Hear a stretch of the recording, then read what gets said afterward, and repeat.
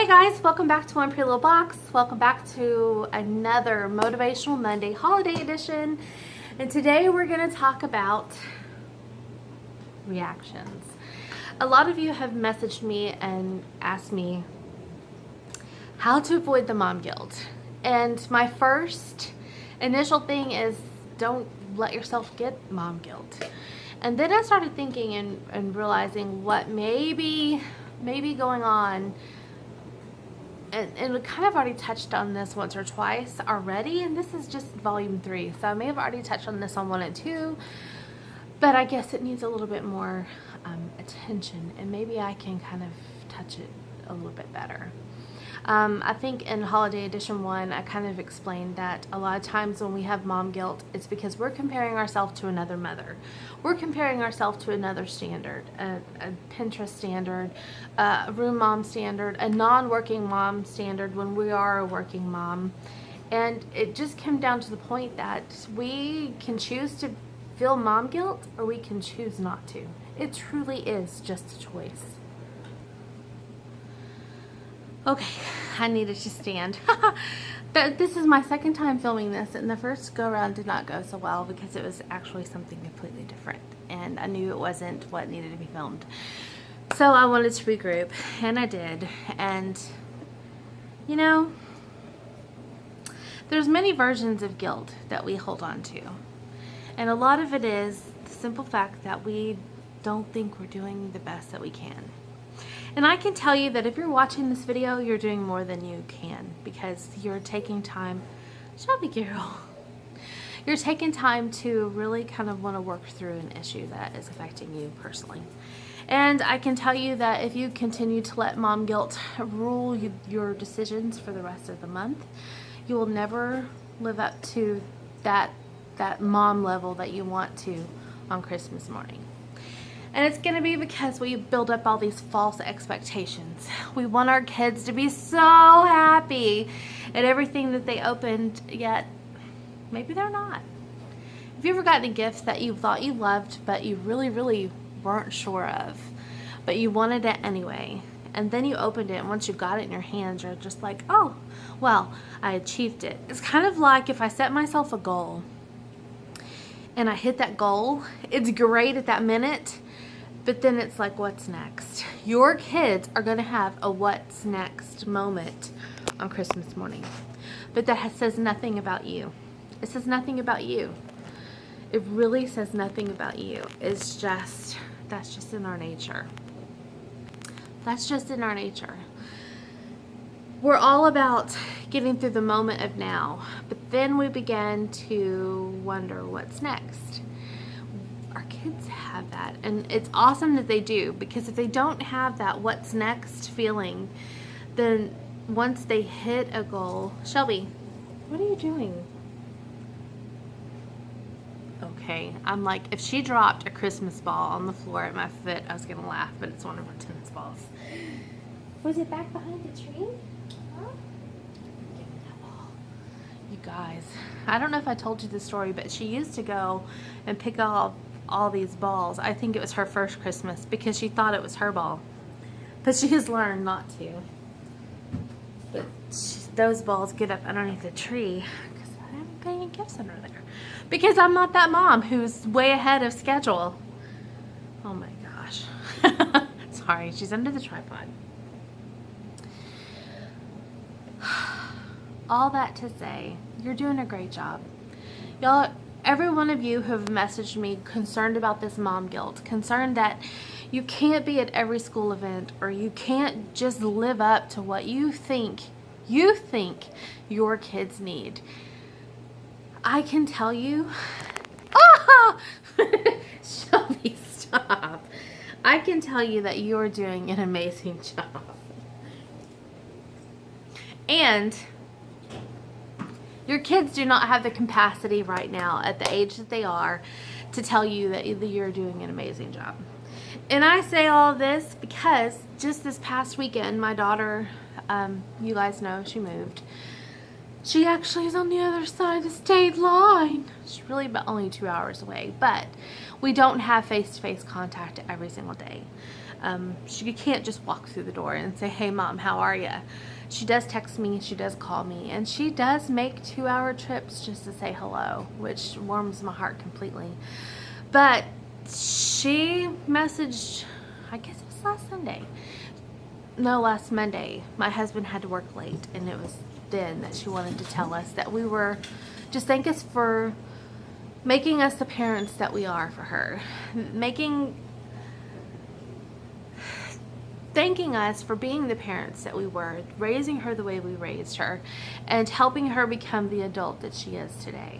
And she now is at the age, she's 19 and a half, almost 20. And I remember being at that age and remembering going somewhere with my parents and just talking to them about all the little things that I knew that they didn't know that I did. But it was just a great conversation. And she's at that point now, and it's quite amazing to realize that I have a kid that old, but to realize that all the times you're thinking you're just making these terrible decisions, parenting is hard, you just want to give in, you want to throw in the towel, forget it, just do it your way. No, you stand strong, because while your kids are not at the age now to tell you thank you, they will. They will thank you for being at a particular Christmas party, understanding that maybe you didn't get to go to all of them. They'll remember the ones you did. They don't really remember the ones you don't. They remember the things you did, not the things you didn't. You remind yourself of the things that you don't do, and you forget about the things that you do. So if you want to get rid of the mom guilt, you need to start making a list of your mommy to-dos, not your mommy to-dos. Your mommy I dids, not your mommy I didn't. Because your kid, regardless of their age, is not sitting there saying, well, she didn't make it to this, she didn't make it to that, she didn't make it to this, he didn't make it to that. I could tell you they're not doing that. They are, however, saying, you know, do you remember that time when you came to my Christmas party and you had to pick up all the meals, and it was 90 Happy Meals because it was for 3 different classes? She remembers that.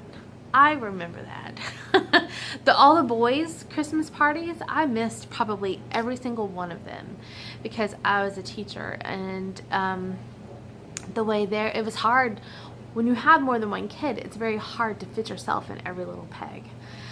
When I was able to help her, they were in preschool, so they kind of were in their own little classrooms, and it was different. Or I had a babysitter a lot of times because back then I think our preschool didn't go 5 days a week, and all of her parties were on Friday, especially the holiday ones. So I was able to kind of make things work. All the time?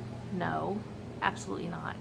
I was lucky when she was in kindergarten, first grade, maybe second, to hit one party. It was usually the Christmas party is the one I was able to make the most. The boys, I would hit their classrooms in the preschool for parties for 5 minutes. Hey babe, I'm here. I just want to give you a hug. Let's see that you're having a good time. Love you. They were okay with it. Of course, boys are easier than girls, but I don't sit here and think of all the things I didn't do for my kids. Even now, there's a lot I didn't do. There's a lot of things I tell them no for. They didn't get to stay the night at someone's house whenever they wanted to. A lot of times it kind of needed to work around the family schedule. It still does. It still does, and they're 16. But I am done trying to fit everybody in a little bitty peg, because it doesn't work. Because when you do finally get everybody where they want to be, then either you're turn around, go and pick up somebody, or someone else is wanting you to do something else. And where are you left? You are often left exhausted, tired, wondering what's next, how are you going to get it all done, and why am I feeling this way? You only feel that way because you focus on what you can't get done instead of what you did. Whether it's in your house. This morning, I'm on my 4th load of laundry right now. When I leave, it will be in the dryer. The dishwasher will be done. The kitchen's clean. Breakfast was made for everybody. Clean sheets are on the bed. Bam. It's Monday. That's how Mondays roll in my house. Come tonight, I'll cook dinner. And unload the dishwasher. That's about it. That's all you're getting from me. I can already tell you that now. Because if I don't, and I build up all these expectations, I'm not going to meet them, and then I'm left feeling like I didn't measure up. Stop feeling like you don't measure up. Do what you can do. If you know that you can do better, do better. It's that simple. If you know you can give more, give more. But if you know that you're doing all that you can do at this moment, then embrace that. Give yourself a pat on the back, because your kids are not sitting there worried about it. They're really not. They would much rather have you on that couch reading a book to them. They would much rather have you in the kitchen with them making Christmas cookies right now than going to look at Christmas lights or going to do something else that so-and-so is doing. Do what makes you feel well, inside and out. If you are at peace inside, all is well outside. That is something to leave this year knowing, is that if you can be at peace inside. Shelby, yes, hang on a minute, I hear you. She's gonna go outside. If you can feel that peace inside, know that you have done all you can. It's when we don't feel that inner peace that we need to question, okay, am I trying to do too much, or am I honestly giving too little? Something to ponder. Let go of the mom guilt. You're doing a great job.